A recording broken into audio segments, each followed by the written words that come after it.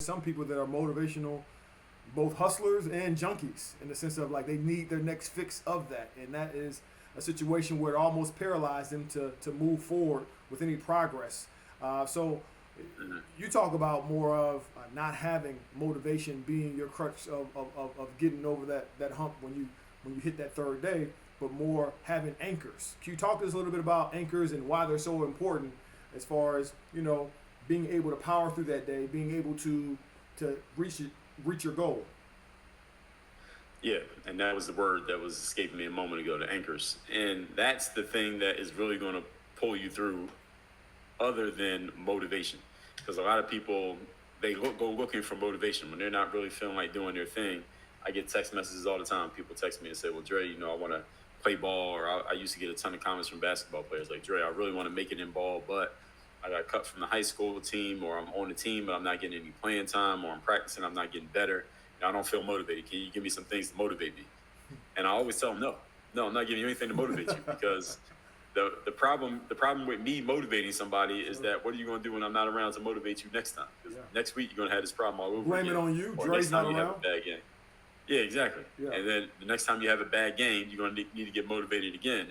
But I'm not always going to be around to motivate you. So if you can't get yourself going, then you got a problem. And maybe you just chose the wrong thing to do with your life. Right? Nobody has to be an athlete. And the other thing is, even if you do decide to keep going as an athlete, motivation is not the thing that you want, because motivation comes and goes.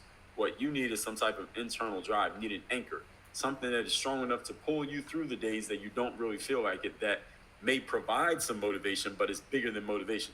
So you look at, like you asked earlier, about a Michael Jordan or a Kobe or a Stephen Curry or a Tom Brady. Do these guys have days when they don't really feel like practicing? Absolutely. Do they have days they probably have games they're not really that excited for the game, because they might be playing against a terrible team. There's nothing about this game that really excites them. The team's probably going to win even if they sleepwalk through the game. How do they show up and give their best effort anyway? That requires the anchor. There has to be something bigger than that. So if you look at a guy like, let's say a guy like Michael Jordan, we all know, because we've seen documentaries and stuff about Mike, that his thing was just competition. He just loved to compete. He just loved to beat everybody for no reason whatsoever. He just wanted to beat people at basketball. And so if he was playing against a terrible team, he would just manufacture a reason to just beat up on his team just so he could prove that he could. That was just his thing.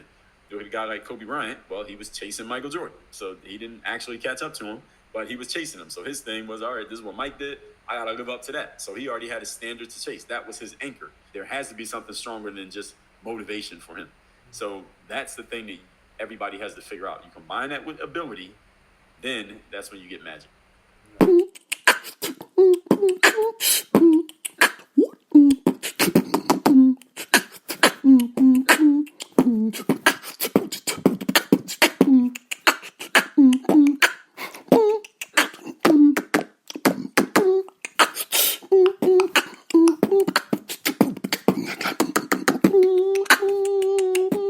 Hoop loud.